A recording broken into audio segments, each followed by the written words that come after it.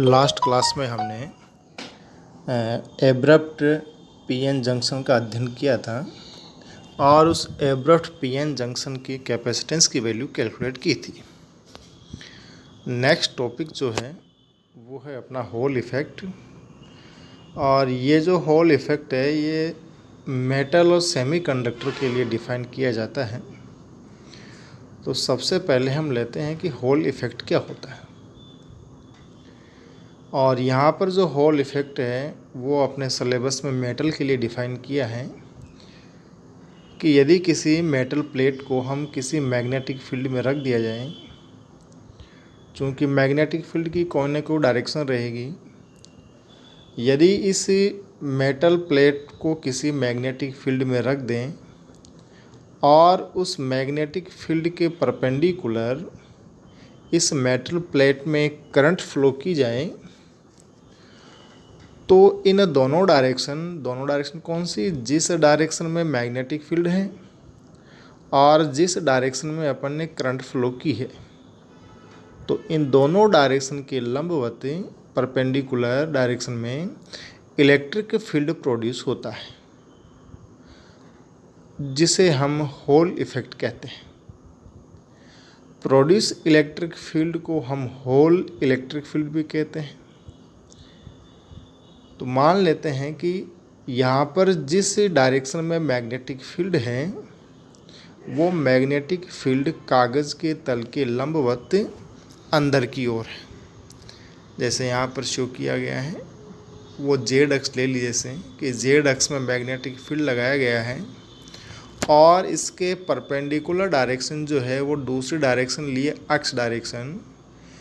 यदि अक्ष डायरेक्शन में करंट फ्लो की जाती है तो इन दोनों डायरेक्शन के लंबवत रहेगी वाई डायरेक्शन। इसमें चालक पर विद्युत क्षेत्र उत्पन्न हो जाता है। इस प्रभाव को होल प्रभाव कहते हैं। अब यहाँ पर एक ये मेटल प्लेट अपन ने बनाई है कि माना कि ये कोई मेटल प्लेट है और उस मेटल प्लेट को हमने मैग्नेटिक फील्ड में रखा है और जो मैग्नेटिक फील्ड की डायरेक्शन है वो मैग्नेटिक फील्ड की डायरेक्शन कागज़ के तल के लंबवत अंदर की ओर, कागज़ के तल के लंबवत अंदर की ओर है, जिसको हमने ऐसे क्रॉस साइन से शो किया मैग्नेटिक फील्ड को इस मेटल प्लेट के ऊपर। और इसी मेटल प्लेट पर अक्ष दिशा में, अक्ष डायरेक्शन में करंट फ्लो की है। तो इन दोनों डायरेक्शन के जो परपेंडिकुलर है वो रहेगी वाई डायरेक्शन और इस वाई डायरेक्शन में ये इलेक्ट्रिक फील्ड प्रोड्यूस हो रहा है EH, जिसको हम होल विद्युत क्षेत्र भी कहते हैं। अब जब हम किसी मेटल प्लेट को मैग्नेटिक फील्ड में रखते हैं और उसमें करंट फ्लो करते हैं, तो करंट फ्लो करने का अर्थ है कि वहाँ पर अपने जो चार्ज कैरियर है वो भी फ्लो रहते हैं। तो जब भी कोई चार्ज मैग्नेटिक फील्ड में गति करता है तो उस पर चुंबकीय बल लगता है और उस चुंबकीय बल की वैल्यू कितनी है, F =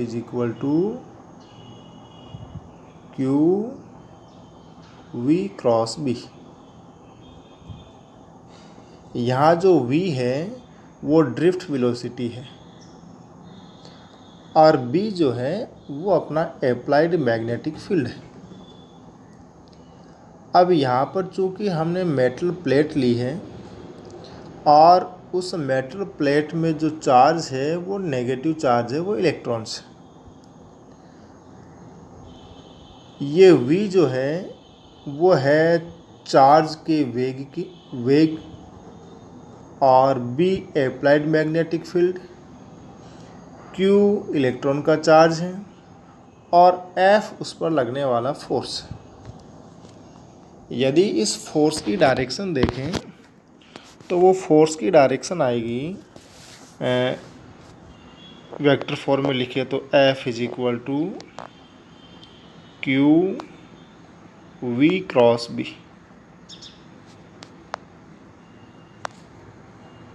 अर्थात इस चुंबकीय बल की जो डायरेक्शन रहेगी वो आवेश के वेग v की डायरेक्शन और मैग्नेटिक फील्ड B की डायरेक्शन के परपेंडिकुलर रहेगी। इलेक्ट्रॉन का चार्ज जो होता है वो नेगेटिव है, -e। करंट जो हमने फ्लो की है वो करंट हमने फ्लो की है अक्ष डायरेक्शन में। इसका मतलब हुआ कि इलेक्ट्रॉन माइनस अक्ष डायरेक्शन में गति करेंगे, क्योंकि इलेक्ट्रॉन जो है वो करंट के अपोजिट डायरेक्शन में गति करते हैं। तो जब हमने करंट अक्ष डायरेक्शन में फ़्लो की है तो चार्ज जो है वो माइनस अक्ष डायरेक्शन में फ़्लो होंगे। इसलिए यहाँ लिखेंगे v की जगह -i इंटू वी, क्योंकि -i डायरेक्शन में या माइनस अक्ष दिशा में करंट के वेग की डायरेक्शन है क्रॉस b। और ये जो चुंबकीय क्षेत्र है वो कागज़ के तल के लंबवत अंदर की ओर है, जिसको हम लेते हैं -j डायरेक्शन। तो उसके लिए यूनिट वेक्टर आएगा -k इंटू बी। यहाँ से सोल्व करें इसको तो ये i cross k cross k is equal to होता है -j। -j को इस नेगेटिव साइन के साथ रखें तो सोल्व करने पर वैल्यू आएगी -j ई वी इंटू बी। ये इधर फोर्स कौन सा, मैग्नेटिक फोर्स। तो ये -j ये शो कर रहा है कि लगने वाले चुंबकीय बल की डायरेक्शन जो है वो -y दिशा में रहेगी, या वेग v और मैग्नेटिक फील्ड B इन दोनों के लंबवत जो डायरेक्शन है उस डायरेक्शन में लगने वाले चुंबकीय बल की दिशा रहेगी। अब यहाँ पर ये जो चुंबकीय बल है Fb is equal to QVD cross BZ, यहाँ पर उस चुंबकीय बल की डायरेक्शन को अपने इस तरह से शो किया FB यहाँ से, कि इन चार्ज पर चुंबकीय बल लगेगा और चुंबकीय बल के कारण ये जो चार्ज है वो इस डायरेक्शन की ओर गति करेंगे, और इस डायरेक्शन की ओर गति करने के कारण ये जो नेगेटिव चार्ज है इस मेटल प्लेट के सी सिरे की ओर आकर के जमा हो जाते हैं। यहाँ पर ये जैसे डैश डैश डैश डैश बना है, ये नेगेटिव चार्ज।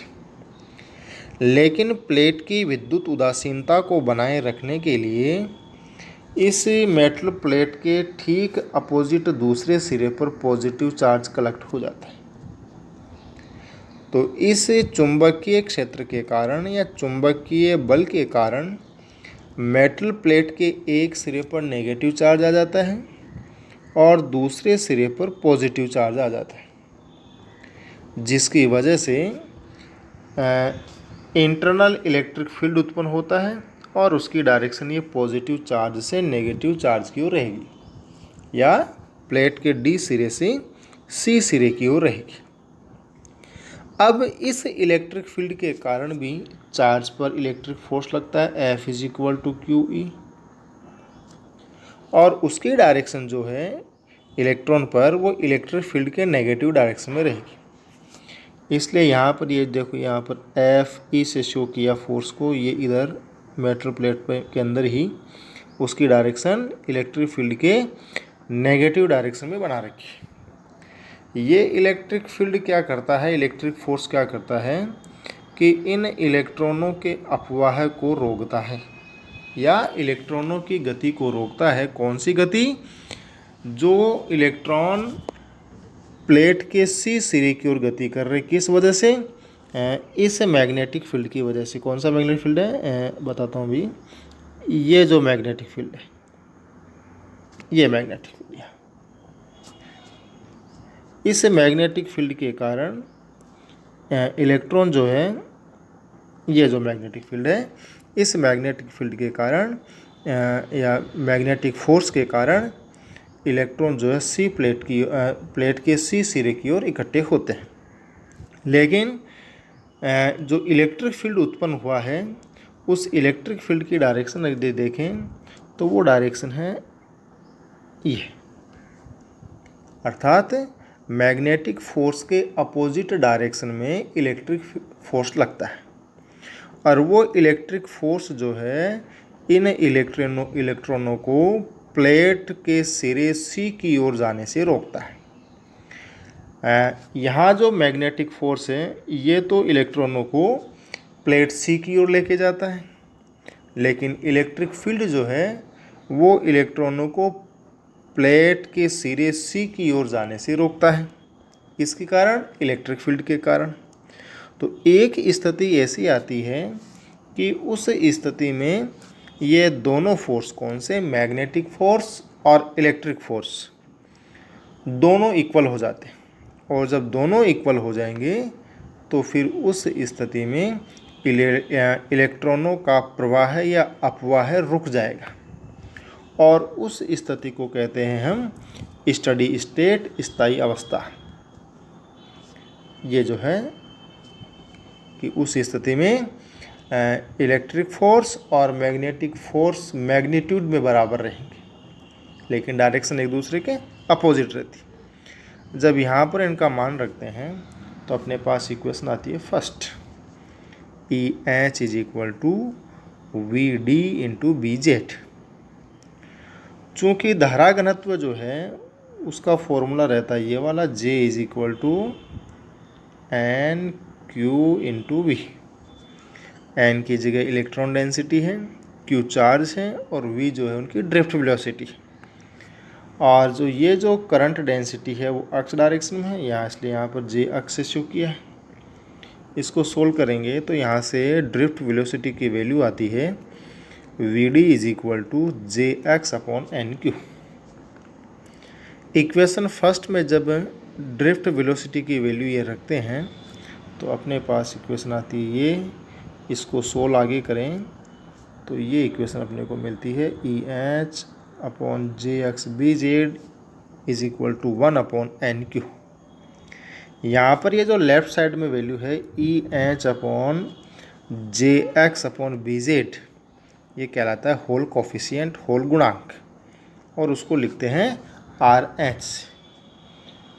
तो अपना जो होल गुणांक की वैल्यू आई है वो होल गुणांक की वैल्यू आई है R H is equal to 1 upon N Q.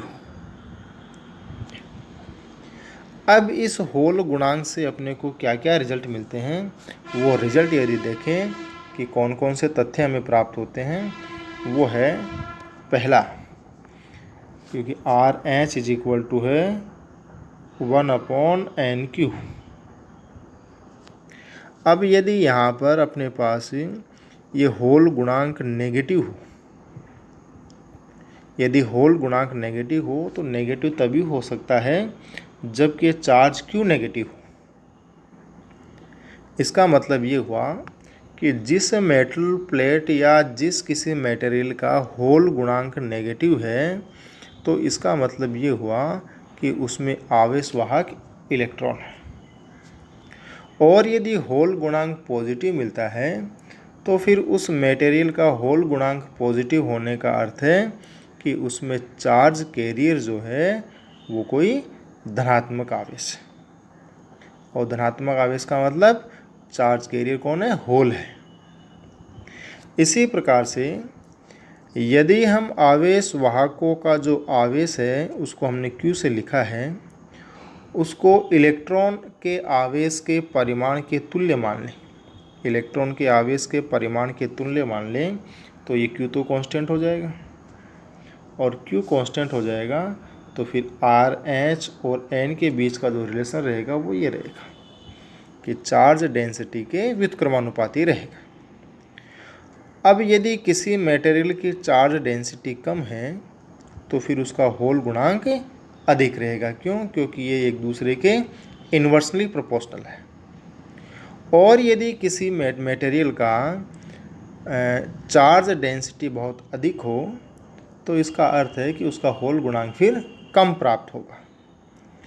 तो ये हम चार्ज डेंसिटी से भी पता लगा सकते हैं कि यदि चार्ज डेंसिटी कम हो तो उसका अर्थ है कि उसका होल गुणांक कम प्राप्त होगा।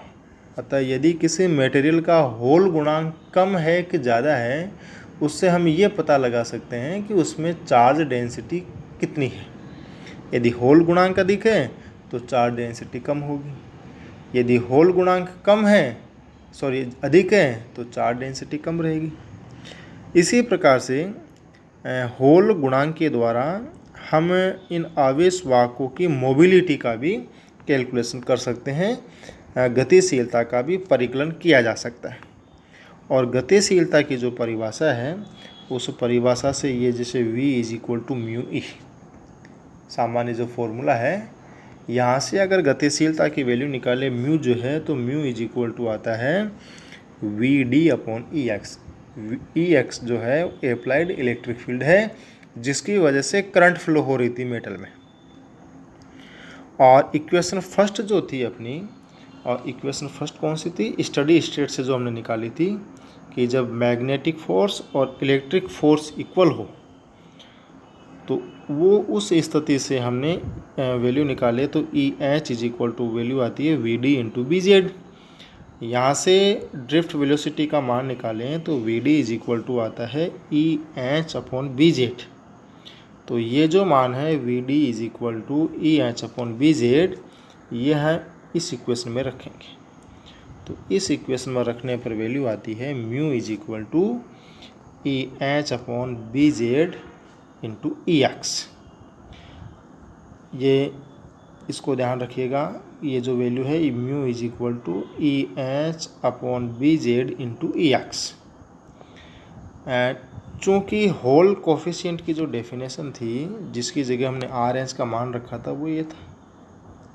यहाँ से EH/BZ का मान निकालें तो वो आता है EH/BZ = J × RH। अब ये जो EH/BZ = JX × RH है, इसको हमें पिछली इस इक्वेशन में रखना है, इसमें। तो EH/BZ की जगह लिखेंगे हम JX × EH, तो वो वैल्यू आती है अपने पास से यह वाली गतिशीलता की, कि म्यू = JX RH/EX। तो ये गतिशीलता का परिकलन हो गया। इसी प्रकार से इसी होल गुणांक के द्वारा हम चालकों की कंडक्टिविटी का भी कैलकुलेशन कर सकते हैं।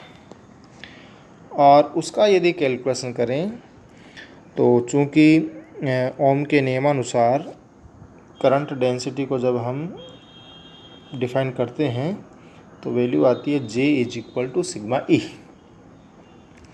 अब जिस डायरेक्शन में इलेक्ट्रिक फील्ड लगाया है, उसी डायरेक्शन में अपने पास करंट की डायरेक्शन है JX = σEX। यहाँ से सिग्मा कंडक्टिविटी की वैल्यू निकालें तो वो वैल्यू आती है सिग्मा = JX/EX।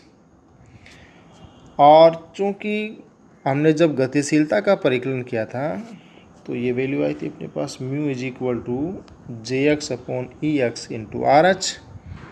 तो यहाँ से JX/EX जो है उसकी वैल्यू निकालें यहाँ से, तो वो आएगी μ/RH। तो अपने पास कंडक्टिविटी की जो वैल्यू आती है वो आती है सिग्मा = μ/RH।